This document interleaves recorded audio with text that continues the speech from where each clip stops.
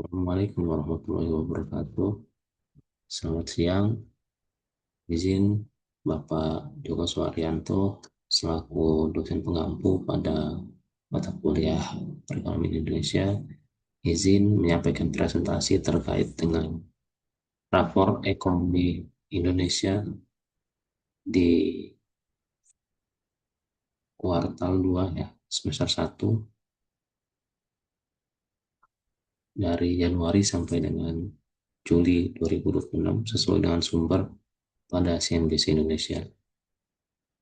Berdasarkan sumber yang telah diberikan, kita ketahui bahwasanya ekonomi Indonesia itu sebenarnya tumbuh dan belum memasuki zona resesi, itu tumbuh sebesar 5,29%. Namun di sisi lain terdapat realitas bahwasanya terjadi PHK besar-besaran yaitu sebesar 32.000 orang ya sih. Dan juga pelemahan nilai tukar rupiah hingga mencatatkan sampai dengan 18.000 rupiah. Beberapa rangkuman terkait dengan PDB di sini masih positif karena ditopang oleh konsumsi pemerintah dan investasi. Kemudian inflasi konsumsi juga masih dalam target BI, namun tren perlahan naik. Konsumsi rumah tangga mulai melambat, daya beli masyarakat tertahan, penjualan retail, aktivitas perdagangan eceran tertekan berturut-turut. Kemudian IHSG juga terkena dampaknya juga, di mana Indonesia IHSG rebound di Juli, tapi kinerja year to date masih minus. Kemudian nilai tukar rupiah sangat terkena dampak yang sampai dengan 18.000 rupiah. Kemudian adanya pemutusan hubungan kerja yang lebih dari 32.000 orang. Kemudian harga BBM levelnya sangat tinggi untuk BBM non subsidi sehingga menekan rantai pasok dan logistik. Pertumbuhan secara garis besar pertumbuhan kita banyak disokong oleh belanja pemerintah serta investasi, sehingga ini merupakan momentum yang mulai kehilangan tenaga, di mana saat konsumsi masyarakat mulai mengerem, kebijakan fiskal dan belanja pemerintah bertindak sebagai bantalan utama perekonomian di kuartal kedua.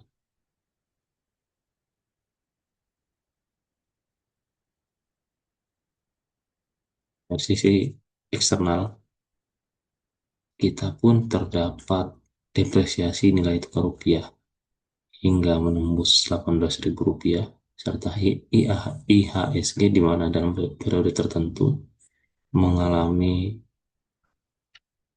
minus kinerja pasar keuangan kita yang minus. Itu mencerminkan defisit kepercayaan investor terhadap prospek fiskal, volatilitas volatilitas global dan risiko nilai tukar. Serta kita dapat pula adanya data berupa pengereman konsumsi serta penjualan retail, di mana masyarakat belum berhenti berbelanja di sini, namun mulai mengubah mode menjadi lebih defensif karena adanya ketidakpastian pendapatan, di mana masyarakat itu membuat masyarakat mengerem pengeluaran sehingga berdampak langsung pada omset retail yang terus menyusut, di mana kita dapat lihat bahwa konsumsi melambat dari sebelumnya Q1 5,52%, di mana ini dipengaruhi pula dengan karena adanya kegiatan Hari Raya umat Islam Idul Fitri, di mana di situ adanya peningkatan daya beli masyarakat. Kemudian ketika hari raya itu sudah tidak ada pada Q2, di sini terdapat penurunan konsumsi dari masyarakat. Di sini terdapat anomali bahwa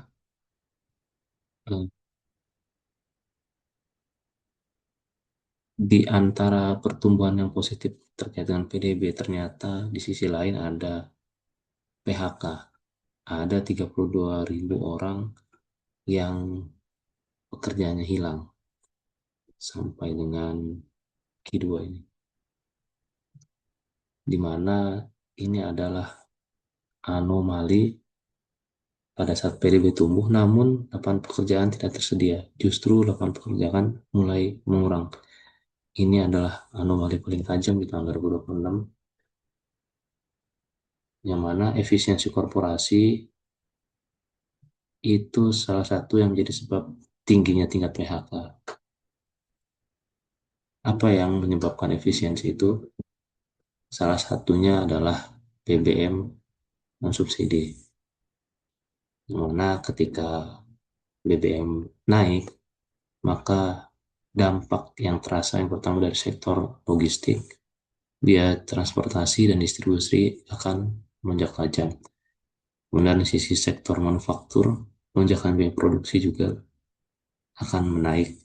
Dari sisi UMKM, akan menghimpit antara biaya operasional yang tinggi dan konsumen yang akan menerima kenaikan harga. Harga energi yang tinggi ini bukanlah variabel tunggal. Ia bertindak sebagai pengganda beban ekonomi yang memperburuk efek pelemahan nilai tukar rupiah. Ini adalah salah satu sebab pertumbuhan kita kehilangan momentum. Yang pertama adanya tekanan biaya, di mana adanya rupiah yang anjlok, plus BBM yang tinggi, itu sama dengan margin perusahaan yang terus tergerus. Kemudian untuk efisiensi pada perusahaan tersebut sehingga melakukan um, pemutusan hubungan kerja sehingga menyebabkan banyak sekali PHK pada semester 1 ini. Akibatnya permintaan ketika PHK plus ketidakpastian tersebut itu menghasilkan pendapatan yang turun dan konsumsi yang melambat. Kemudian dari sisi pasar keuangan, konsumsi melemah plus retail turun, itu yang menyebabkan IHSG tertekan. Begitu terus siklus yang terjadi pada perekonomian semester 1 ini. Saya membagi dua matriks ya, dari sisi yang positif dan juga ada sisi yang sinyal bahaya belum masuk ke negatif namun sudah menunjukkan gejala apabila tidak ditangani dengan tepat maka perekonomian Indonesia akan menuju krisis. Dari sisi fundamental yang positif yaitu PDB masih konsisten di atas 5%, di mana ini masih disokong dengan belanja pemerintah. Kemudian inflasi juga masih sesuai target, investasi masih tumbuh, dan belanja pemerintah kembali lagi masih menjadi sokongan yang kuat dalam perekonomian semester 1 ini. Kemudian saat ini posisi IHSG sudah mulai mencatat posisi yang positif. Kemudian yang masih dalam tanda bahaya, yang pertama tren konsumsi masyarakat sudah mulai menurun. Ini mungkin bisa menjadi alarm bagi kita dan juga pemerintah untuk mencari sebab untuk meningkatkan kembali konsumsi dan daya beli masyarakat. Kemudian gelombang PHK yang tinggi di tengah PDB yang positif. Ini tidak sejalan dengan semangat dari pemerintah, belum sejalan, di mana yang pemerintah akan membuka jutaan lapangan pekerjaan. Namun, di sisi lain, pada saat ini, di semester 1 ini sudah 32.000 lebih orang yang mendapatkan pemberhentian pekerjaan. Ini akan menjadi PR dan juga uh, catatan buat kita untuk memperbaiki perekonomian kita di semester yang kedua. Kemudian rupiah terdepresiasi sangat dalam, beban operasional dan energi membengkak. Sebenarnya kita masih belum masuk ke krisis, namun jika hal-hal tersebut tidak diantisipasi, tidak diperbaiki, maka kemungkinan besar kita akan menuju ke krisis. Ekonomi Indonesia masih tangguh berkat intervensi fiskal, namun menghadapi tekanan struktural yang lebih kompleks. Paradoksnya, di sini ada efisiensi versus kerentanan, di mana digitalisasi menghasilkan produktivitas yang naik, efisiensi korporasi dan output perusahaan meningkat drastis, namun di sisi lain, otomatisasi menyebabkan kebutuhan manual turun. Ini yang menyebabkan pekerja dengan low skill tergantikan, sehingga menyebabkan adanya pemutusan hubungan kerja tersebut, di mana kerjaan yang seharusnya bisa dikerjakan oleh manusia sudah tergantikan dengan otomatisasi. Angka PHK tidak hanya murni akibat perlambatan ekonomi makro, tetapi dipercepat oleh disrupsi dari teknologi. Jurang ketimpangan melebar ketika efisiensi perusahaan diraih dengan mengorbankan pekerja berkeahlian rendah, bahkan di tengah PDB yang tumbuh. Berikut ini beberapa rekomendasi atau resep yang saya rangkum dalam resep mitigasi untuk ekonomi Indonesia di paruh kedua 2020. Yang pertama yaitu menjaga daya beli, di mana bansos harus diberikan secara tepat sasaran bagi korban PHK dan kelompok rentan. Kemudian kedua, mengarahkan investasi kepada pembangunan padat karya, di mana investasi padat karya ini merupakan sektor yang dapat memberikan penyerapan tenaga kerja yang tinggi. Kemudian yang ketiga, meningkatkan kekuatan UMKM, di mana pemerintah harus memberikan injeksi pembiayaan dan akses digitalisasi untuk sebagai tulang ekonomi, di mana kita ketahui bahwasanya UMKM ini merupakan penggerak perekonomian kita di bawah, di bagian mikro ekonomi. Kemudian reskilling yang agresif, di mana pendidikan vokasi harus disediakan secara masif untuk merespon ancaman disrupsi otomatisasi. Kemudian melakukan stabilisasi rupiah. Pemerintah harus melakukan intervensi terukur. Bank Indonesia selaku bank sentral untuk menahan lonjakan inflasi. Kemudian manajemen energi, di mana pemerintah harus mampu menyeimbangkan kesehatan fiskal negara dengan perlindungan daya beli masyarakat.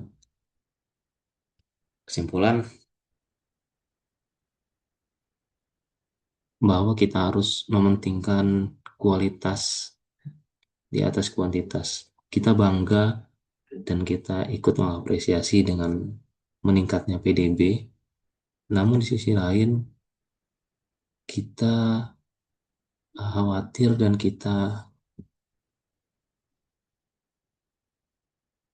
uh, kita khawatir dan kita ikut bersedih ketika adanya pemutusan hubungan kerja yang semakin meningkat. Untuk itu, pada paruh kedua ini atau semester 2, fokus paruh kedua 2026 bukan lagi sekedar mempertahankan angka pertumbuhan PDB, namun angka tersebut juga akan kehilangan makna jika memakan korban 32.000 pekerja. 32.000 pekerja ini bukanlah hanya angka semata, karena mereka merupakan tulang punggung keluarga, mereka merupakan orang-orang yang berharap kehidupannya bisa, uh, mereka merupakan penyambung ekonomi, dan dari situ pula mungkin mereka bisa menghidupi keluarganya. Untuk itu, tujuan utama kebijakan makro saat ini harus digeser secara radikal, dalam arti memastikan pertumbuhan harus diterjemahkan menjadi pemerataan ekonomi yang nyata.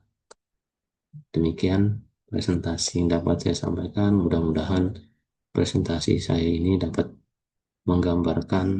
sedikit menggambarkan terkait dengan kondisi perekonomian Indonesia di paruh pertama 2026. Kurang dan lebihnya saya mohon maaf. Apabila banyak data serta penyampaian yang salah dan kurang berkenan, saya harap untuk dimaklumkan. Wassalamualaikum warahmatullahi wabarakatuh.